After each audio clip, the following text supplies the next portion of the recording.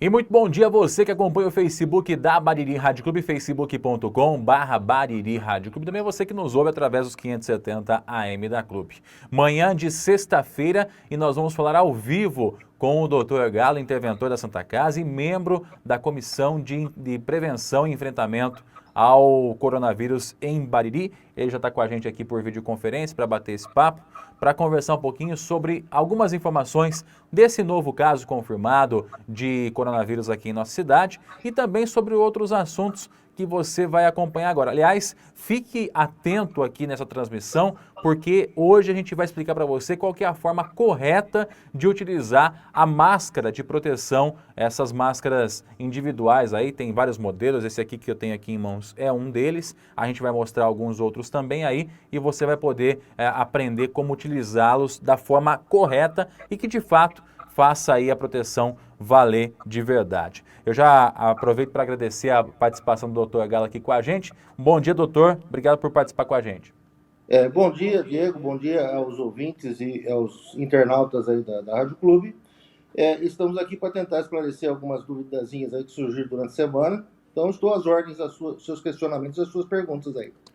Vamos lá, doutor. Vamos começar direto com esse assunto que foi a confirmação de mais um caso de coronavírus aqui em nossa cidade, o terceiro registrado de forma oficial no município, uma mulher de 49 anos. E eu queria que o senhor falasse um pouquinho do histórico dessa paciente e como é que foi essa confirmação por teste rápido. Ele é diferente, né?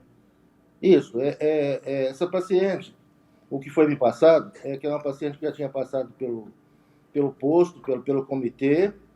Foi feito um raio-x, o raio-x realmente está um raio-x meio complicado, característico de uma síndrome respiratória, característico de uma pneumonia intersticial, que é a característica da pneumonia do coronavírus, que é muito parecido também com a pneumonia do H1N1, que é a pneumonia intersticial, que isso pega os dois pulmões, é bem disseminada dos dois lados, todos os dois pulmões. Aí o médico foi atendido, acho que por um ou dois médicos que queriam a princípio internar, teve uma certa resistência da paciente, mas depois de muita insistência, conversando com a Helene, com a parte da assistência social também, a gente conseguiu fazer a internação. E foi assim que fez a internação, foi solicitado o exame normal, que é o PCR-RT, que é o exame que colhe o esfregaço do nariz, né, que manda lá para o Adolfo Lutz, que demora. Agora não está demorando tanto, mas antes demorava 15 dias. Estão mandando para Bauru agora? Para Bauru agora, está mandando o normal, né? E está vindo até que rápido, está demorando 3, 4 dias para vir. Mas como tinha essa história que a paciente não queria ficar internada, tudo isso, a família resolveu, nesse caso, pagar um exame, teste rápido particular, tá? E esse exame foi feito ontem e logo que ficou pronto o resultado, a médica que está cuidando do caso me ligou e me falou que o exame deu IgG positivo, mas não tinha dado IgM positivo. O que significa IgG e IgM? IgG e IgM são anticorpos. Quando a gente tem contato com um vírus, com uma bactéria, o nosso organismo ele começa a produzir anticorpos. São células que vão brigar contra esses vírus, contra essas bactérias. E o IgM é um anticorpo produzido de imediato, é o soldado de frente, né? Que vai lá e vai brigar com o vírus, vai tentar matar o vírus.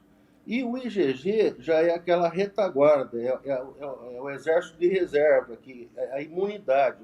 A pessoa fica imune àquele vírus. Então, toda vez que entrar em contato com o vírus, esse exército está ali pronto e não deixa o vírus entrar no nosso organismo. E no caso dela, deu IgG e o IgM negativo. Então, ela teve a doença, ela não está tendo a doença, teve todo esse questionamento. A gente tem que sempre ter uma coisa em mente. A medicina não é uma equação matemática, que 2 e 2 é 4. Às vezes tem umas variações. Então, no caso de todo paciente, a gente tem que avaliar um conjunto de fatores. Nesse caso, o exame deu positivo. Vamos ver assim, não importa se foi IgG ou IgM, deu positivo. Mas, conjuntamente com isso, nós temos um raio-x ruim, evoluindo, ficou pior de um dia para o outro. Nós temos a sintomatologia, né? São sintomas clínicos, falta de ar, tosse, febre, dor de garganta, tá? Então, a gente sempre fala na medicina que a clínica é soberana. Obviamente, hoje nós temos exames super especializados, mas o médico sempre tem que pôr na cabeça o exame clínico, a história clínica e a evolução clínica do paciente, juntamente com os exames de laboratório e o exame de imagem. Então, nesse caso, deu o IgG positivo e deu a sintomatologia, deu raio-x. Então, nós consideramos como uma doença em atividade, mesmo não tendo o IgM positivo no exame. Por quê? Esse exame ele não é 100% eficiente, ele tem uma falha, tá?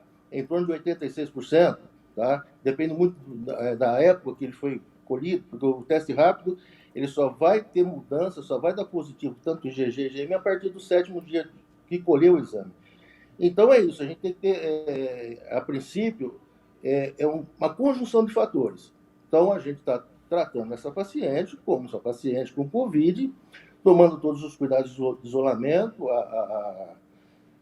a saúde do município foi atrás, os contactantes, e está tentando fazer todo o isolamento social possível depois que foi feito o diagnóstico. Não sei se deu para entender mais ou menos assim, se você tiver alguma dúvida, que a gente fala mais na linguagem médica, mas se tiver alguma dúvida, você pode perguntar. Certo, não, deu para compreender. Só deixa eu entender, esse teste rápido por IgG e IgM, ele comprovou que a doença está em atividade, está no início, está no fim, dá para saber disso também? Se eu for analisar, no caso dela, só o teste, não vou analisar clínica, não vou analisar nada. Só o teste, eu chegaria à conclusão que ela teve a doença e está imune. Sim. Entendeu? Tá no final, então. Só pelo teste, tá? Mas não podemos só avaliar pelo teste.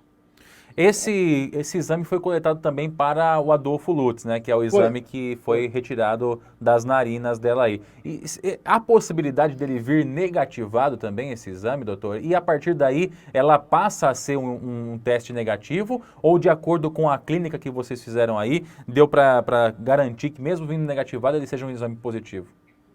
Olha, assim, independente do exame da Adolfo Lutz, eu tenho um exame que deu positivo, ela teve contato com o vírus. Não importa se é IgG ou IgM, ela teve contato com o vírus. No momento, ela está tendo sintomas da doença. Então, ela tem a doença e já está produzindo anticorpos de imunidade. Tá? Então, é um caso positivo. Nós não podemos descartar essa possibilidade. Tá? É o famoso melhor prevenir do que remediar, né? Além disso, tem essa parte, né? Que a gente tem que... se a gente for relevar, porque o exame de IgM deu negativo, ela está imune, e se realmente ela continua transmitindo o vírus. Isso seria uma irresponsabilidade médica, tá? Uma irresponsabilidade de saúde pública. Então, a gente trata como se ela tivesse ainda em fase contaminante, pudesse contaminar pessoas. Agora, esse teste do esfregaço, ele é um pouco mais preciso, tá? Ele detecta a parte molecular do vírus na secreção nasofaríngea. Então, é um teste molecular, um teste quase 100% específico que dê positivo, entendeu? Doutor, dá para precisar o momento em que essa paciente estava no auge da contaminação, ou seja, que ela poderia repassar esse vírus para outras pessoas, ou ainda não dá para saber isso? Tem um período de contaminação que o vírus se manifesta, né? E outro depois não é isso?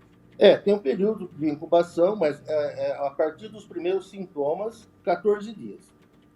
Então, começou os sintomas, 14 dias é o período que ele pode estar mais alto.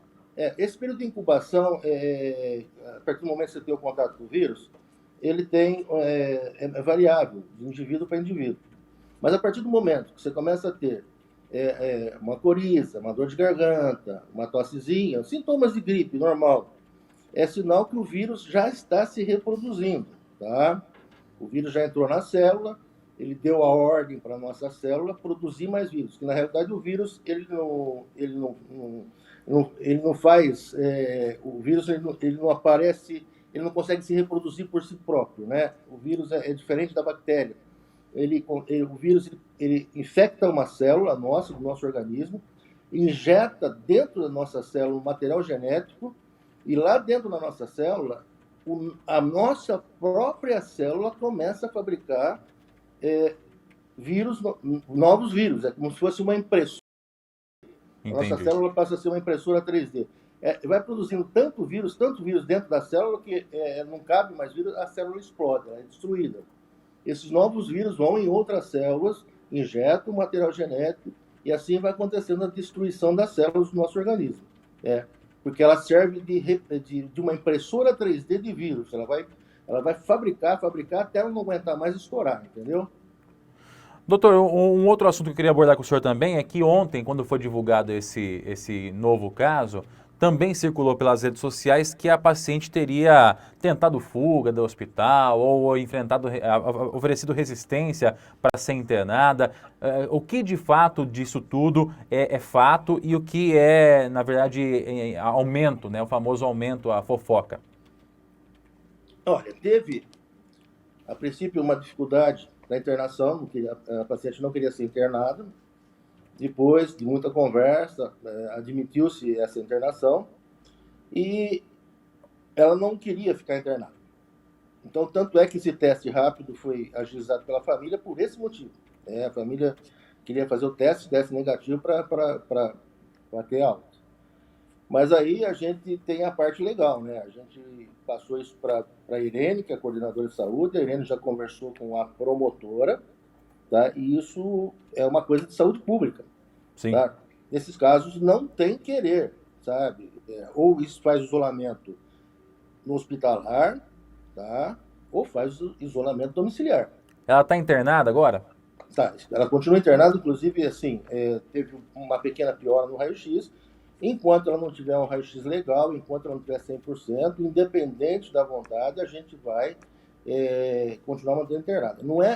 Esse caso não é aqueles casos que o paciente fala assim, eu vou assinar minha alta a pedido, tá? Sim. Eu me responsabilizo.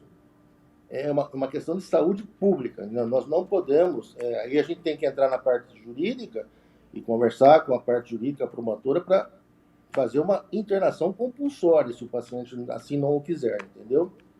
Ela está na UTI, ela está em algum quarto? Qual que é o quadro atual dela, mesmo com essa questão do raio-x apresentando uma piora, doutor? Não, ela está estável, está no quarto, está tranquila, não está entubada, está recebendo as medicações, mas a gente vai mantê-la até ter a melhora dessa imagem radiológica e dos sintomas, né? Aliás, falando em intubação, doutor, eu queria abrir um parênteses aqui para fazer um questionamento. Recentemente foi divulgado pelo governo do estado que provavelmente eles transfiram pacientes da capital para o interior do estado e aí eles até deram uma quilometragem máxima de distância, em torno de 400 quilômetros da capital, que eles transfeririam pacientes para que possam ser atendidos. Isso pode atingir, inclusive, Bariri. O senhor acha que isso deve acontecer, ou seja, deve chegar ao ponto de pacientes da capital serem enviados para cá, para Bariri, para ser tratados? Diego, para Bariri eu acho inviável. Por quê? A nossa chamada UTI, na realidade, ela nunca conseguiu credenciamento pelo SUS para ser UTI, tá? Então, a nossa UTI, na realidade, ela é classificada como uma unidade intermediária. É uma quase UTI. É uma unidade que você pega um paciente que você recebeu no pronto-socorro grave, tá? Esse paciente precisa ser transferido, e então a gente coloca na UTI para receber os cuidados intensivos até sair a vaga, até sair a cross, né? Então, é uma unidade intermediária. A gente não recebe... Por que a gente não... Hoje nós não conseguimos isso? Porque para você ter uma UTI na cidade ou no hospital, você precisa de um plantonista presencial, 24 horas. Sim. E isso, no momento, para a gente, com o recurso que hoje nós estamos recebendo, a gente não consegue manter um plantonista que ficaria uma coisa em torno de quase R$100.000 por mês a mais de gasto. O plantonista só para UTI, 24 horas. Então, a gente, por enquanto, está mantendo essa unidade intermediária. Logicamente, a gente tem planos para o futuro de fazer uma UTI. Que nem a gente está fazendo com a maternidade, que nem a gente está fazendo com a internação clínica, a gente fazer uma UTI realmente, UTI, credenciar pelo SUS como UTI e ter um médico presencial. Mas isso são planos ainda. Então, não existe essa possibilidade de ter que receber obrigatoriamente pelo SUS um paciente de São Paulo. Mas por que você falou que está fazendo um quarto UTI para os pacientes de Covid? Sabe, eu tenho que ter um local para os baririenses que precisem de uma unidade intensiva e que vão aguardar essas vagas em um centro de referência, que seria Bauru, Jaú. Então, se eu pego um paciente com uma síndrome respiratória grave, eu vou precisar de um local que eu tenha um respirador, que eu tenha uma assistência especializada até sair essa vaga. Então, por isso que eu estou correndo atrás ainda para montar aqueles 8 leitos lá, que a gente está quase conseguindo finalizar, para esses casos graves que vão aguardar essas vagas nos hospitais de referência. Agora, vir de fora para cá, porque como nós não somos referência, como nós não temos UTI, dificilmente nós vamos chegar a esse caso. Doutor, voltando ao assunto aqui para Bariri, a gente sabe que hoje, a nível nacional, a subnotificação ela é uma realidade, ou seja, os casos que estão notificados, dizem os especialistas, não representa a real realidade do que nós temos hoje no Brasil, ou seja, teria um número maior do que há de notificações. Se a gente trazer essa informação para Bariri, hoje nós temos 33 testes realizados pelo poder público, pela Santa Casa, que daria aí em torno de um teste para cada 1.000 habitantes, ou seja, uma quantidade muito pequena. E aí eu pergunto ao senhor, com 3 casos confirmados, o senhor acha que Bariri está só com esses 3 ou nós temos outros casos que aí demandaria de uma testagem em massa da população para chegar à conclusão de quantos reais casos nós temos na cidade? Com certeza, Diego, nós estamos tendo e nós teremos casos que nós não saberemos, né? Porque são sintomas leves, né? De uma simples gripe, tanto o paciente não tem queixa disso, e como não procura o serviço público, e a gente não tem hoje, no momento, uma maneira de você conseguir controlar isso daí. Então, eu acredito que nós temos 3 casos positivos. Por que nós temos 3 casos positivos? Porque esses 3 pacientes tiveram sintomas. Eles tiveram sintomas e tiveram uma certa gravidade, procuraram o serviço médico, e a gente, a princípio, nos primeiros casos, a gente até por recursos próprios do município, nós fizemos exames particulares. Agora a gente, com essa rapidez que está sendo feito o exame da Adolfo, nós estamos mandando para o Adolfo, mas com certeza nós temos muito mais do que os 3 casos, porque tem os subclínicos, mas aí não tem como eu quantificar, né, esses pacientes. Mas agora a gente, hoje, inclusive eu recebi, estou em mãos aqui da saúde, eu recebi uma nota técnica em que a DRS, aí, no Ministério da Saúde, já está começando a enviar os testes rápidos para agora para o interior. Né? A gente vai começar aos poucos, ter uma sequência desses testes rápidos. O primeiro time que vai fazer os testes rápidos aí seria o time da saúde, as pessoas que estão na frente da batalha, e da segurança pública. Então, as pessoas que estão trabalhando e que tiverem sintomas, quer dizer, nós não vamos poder fazer teste de todo mundo, mas está trabalhando na frente da batalha aí, teve um sintoma, teve uma coriza, uma febrinha, a gente vai fazer o teste para acompanhar essas pessoas. A segunda leva que vai começar a ser feita são os pacientes sintomáticos. Né? Os pacientes realmente que às vezes não têm necessidade de uma internação, mas têm sintomas. Então aí a gente consegue fazer uma triagem melhor naquela pergunta anterior que você me fez. Né? Tem muitas pessoas que a gente não fez o diagnóstico, que não é um caso grave. Então, em casos que têm sintomas, os sintomáticos, nós vamos começar a fazer os testes rápidos, mesmo na rede ambulatorial. E a gente vai começar a fazer teste de rotina também nos pacientes idosos, acima de 60 anos, e os idosos com comorbidade. Então, a gente vai fazer também mais uma outra triagem com esses testes rápidos, né? E aí a gente vai conseguir, eu acredito que esse número de 3 pacientes que nós temos hoje, nós vamos elevar esse número aí, que aí vai ser uma coisa mais real. Então, a boa notícia é que esses testes estão chegando. Nós não temos teste hoje para toda a população, para fazer em todo mundo, nos assintomáticos e sintomáticos. Mas nós temos uma sequência que nós vamos começar a fazer agora e a gente vai começar a triar. Né? Vai ser uma triagem bem mais específica e mais certa a gente conseguir separar esses pacientes. Doutor, o governador do estado deve anunciar hoje um relaxamento da quarentena que deve começar na segunda-feira. Junto disso, né, concomitante a isso, nós temos o período do frio se aproximando também aqui para o nosso interior paulista. Um período mais frio que é quando as doenças respiratórias elas acabam se manifestando de forma mais intensa.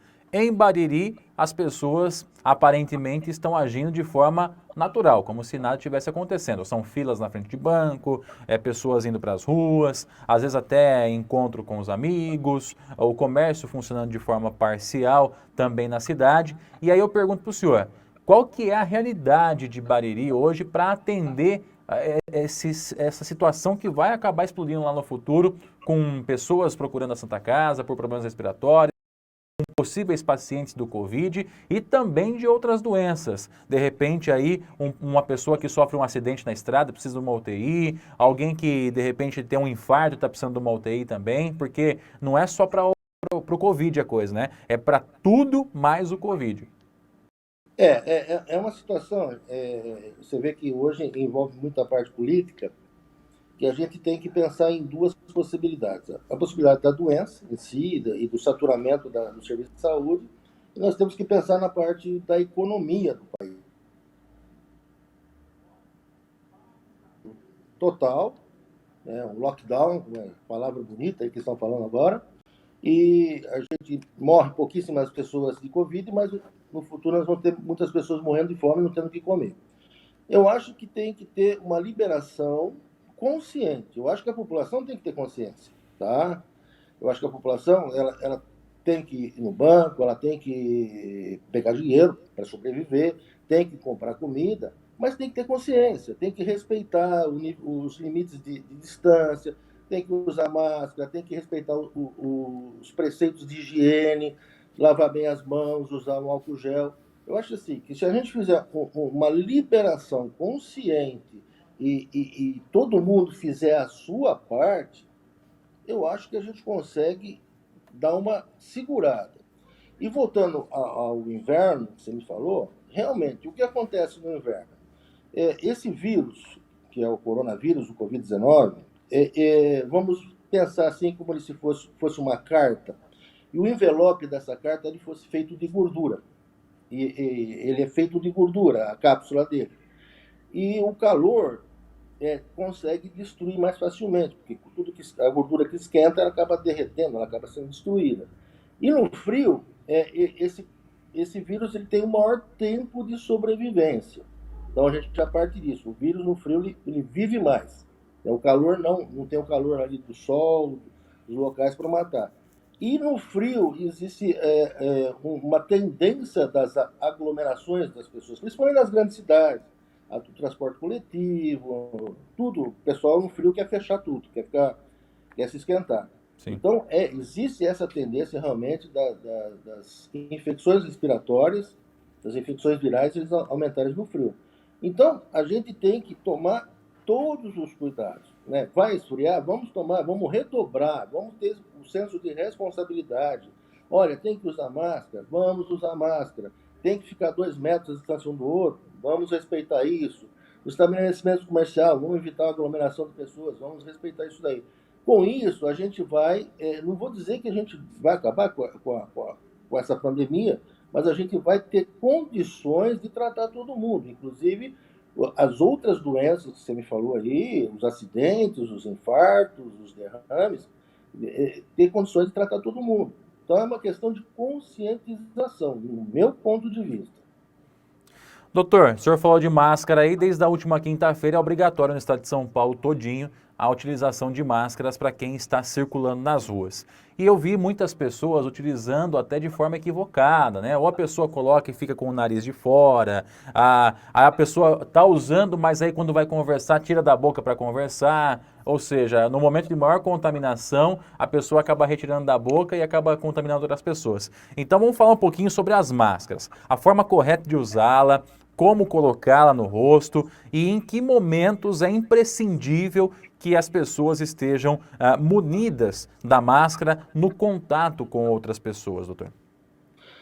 Olha, nós temos hoje aí no mercado, Diego, alguns tipos de máscara. Nós temos essa máscara que é a N95, que você tem uma na mão aí. Sim. Essa, inclusive, tem um filtro, não tem necessidade do filtro. É uma máscara super espessa. Essas máscaras são mais indicadas para o pessoal da saúde, né? E para pessoas que têm algum tipo de comorbidade. Porque essa aqui é uma máscara que dá uma segurança de quase 100%, tá? Certo. Depois nós temos uma máscara descartável, dessas normais, camada dupla, tá? De TNT. E nós temos as máscaras que estão sendo feitas agora de tecido, tá? Todas têm as suas eficiências, né? Mas tem o seu prazo de validade. Na realidade, essa máscara que eu te falei, que é a primeira aqui, pode ser usada com todos os cuidados por até 14, 15 dias. Essa outra máscara aqui, no serviço de saúde, a gente recomenda o uso de 2 horas, mas no dia a dia pode ser usado pelo menos por um dia, tá? E as máscaras de pano, é sempre interessante ter 2 máscaras, porque todo dia seria interessante lavar as máscaras. Então, no dia você usa uma máscara limpa, tira no final da tarde, da noite, lava e usa outra máscara no dia seguinte, tá? Porque não é para ficar usando a mesma máscara, pelo menos sem lavar direto, porque senão não adianta nada, tá? E a gente tem que respeitar um padrão de usar essas máscaras, né? Então, pegando a máscara, primeira coisa, a gente tem que higienizar as mãos, ou álcool gel, ou lavar com água e sabão, toda daquela maneira. Pegar a máscara somente pela alça, né? Colocar no rosto, essa aqui principalmente, que é mais fácil, né? Colocar no rosto, colocar nas orelhas, né? Tá? Não tocar na parte de dentro da máscara, né? Acertar, aqui ela vem com araminho, acertar e desse jeito colocar a máscara.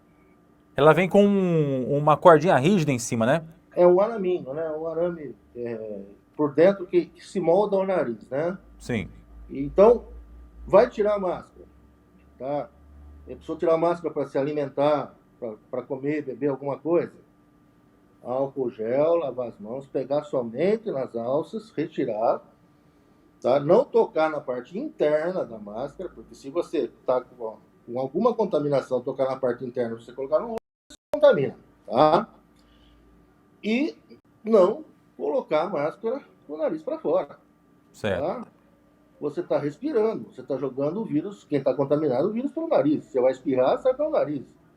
Tá? E não tirar a máscara para conversar. E o principal aí é evitar a conversa, a tosse, o espirro.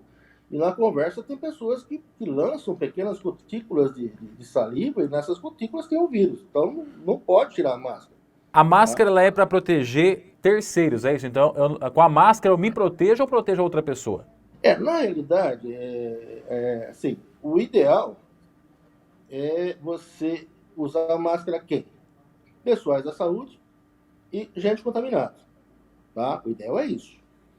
Mas a gente está tendo aquela dificuldade de fazer a triagem, por causa de não ter o teste rápido, então foi generalizado. Nós vamos, todo mundo usar máscara como se todo mundo estivesse contaminado, tá? Porque aí a gente evita de transmitir para outras pessoas. A partir do momento que nós tivermos testes para todo mundo, aí a gente pode fazer uma seleção de quem usa e quem não usa máscara. Mas, por enquanto, eu recomendo que todo mundo use a máscara. Tá? Então é importante que a pessoa coloque a máscara, deixe sempre coberto o nariz e a boca. Nessas que são adaptáveis aí, né, que essas são descartáveis, tem que se fechar a parte de cima do nariz também. Sim. E também fazer a limpeza das máscaras que são reutilizáveis, né, doutor? Sim, sempre cobrindo nariz e boca. Tá? Certo. E nunca colocando a mão na máscara sem higienizar a mão. Tá? Certo. Não adianta nada você usar máscara o dia inteiro, você está com a mão contaminada, você vai lá, contamina a sua máscara, e depois você coloca a máscara contaminada no seu rosto. Não adiantou nada. Tá? Então, sempre tendo esse cuidado. Maravilha. Eu vou até colocar a minha aqui, ó. A gente às vezes faz as entrevistas aqui na parte interna da rádio, a gente faz sem a utilização de máscara, até para ficar mais fácil das pessoas ouvirem a gente e também para ficar um negócio diferente. A gente sempre está higienizado, bonitinho, certinho aqui, mas só para você ter uma ideia, você que está em casa, olha, a colocação da máscara, ela respeita aqui, ó, a colocação sobre o nariz, tá vendo? Ela é colocadinha certinho no nariz e cobre também a boca. Essa aqui é aquela que tem o filtro, como disse o doutor, a N95, que é, vamos dizer assim, a mais segura. Mas não é obrigatório que seja uma dessa. Se for descartável, se respeitando a validade da máscara, você pode utilizar normalmente também. E as de pano, que são caseiras também. Uma vez, doutor, deixa eu até tirar aqui novamente a máscara, foi dito que essa máscara ela tem efetividade se você colocar uma vela acesa na frente, soprar e ela não apagar a vela. De fato, existe esse teste aí ou o pessoal inventou mais para mostrar que a máscara era boa mesmo? É um teste assim que não tem uma base científica, mas assim, você não pode usar uma máscara que ela seja muito porosa. A gente está vendo algumas máscaras por aí, principalmente essas descartáveis aqui, feitas de uma camada só. Uhum. Se passa a sua respiração, se você vamos fazer o teste da vela e você apaga a vela, você está passando a sua respiração normal. Sim, sim. Então ela não está servindo de nada, nem para te proteger, nem para proteger as outras pessoas. Né? E o tecido também, não adianta fazer uma máscara de um tecido super fino, super poroso. Tá? Tem que ser um tecido que, pelo menos, se for um tecido muito poroso, fazer 2 camadas. Né? E principalmente essas descartáveis, ela tem que ter 2 camadas. Eu estou vendo máscaras aí muito fraquinhas. E a pessoa tem uma falsa sensação de segurança. Ela acha que ela está protegida, na realidade ela não está. Tá? Quanto é para custar um material desse aí, doutor? Uma máscara dessa descartável, por exemplo? Desculpa, eu não entendi a pergunta. O custo, quanto é para valer uma máscara descartável desse daí? Eu vi um anúncio no supermercado aí, tá vendendo a R$ 2,60 essa daqui. Tá? Legal. Não é um preço abusivo, já né? chegou a 7, tá? E antes do Covid custava de 50 a 70 centavos. Tá? Mas já chegou a 7, 8 reais uma máscara descartável. Essa daqui, na época, eu comprei no Mercado Livre, que eu não tinha lugar nenhum para comprar, eu paguei 35, mas já chegou a 80. Nossa. E hoje, realmente, eu não sei quanto está saindo cada uma dessas aqui. Mas agora, com essa história do pessoal fazer máscaras de tecido, eu acho que assim, nós estamos e chegou o material da China também, a tendência é abaixar o preço agora e a gente tem mais facilidade e, do meu ponto de vista, eu gostaria que a saúde tivesse disponível para toda a população, mas nós vamos chegar lá. Doutor, obrigado pela participação, obrigado pelos esclarecimentos. Se eu tiver alguma coisa a acrescentar, fique à vontade. Caso contrário, nosso muito obrigado por ensinar a gente a usar a máscara também aí e também por trazer para a gente aí essas informações acerca do Covid aqui em nossa cidade.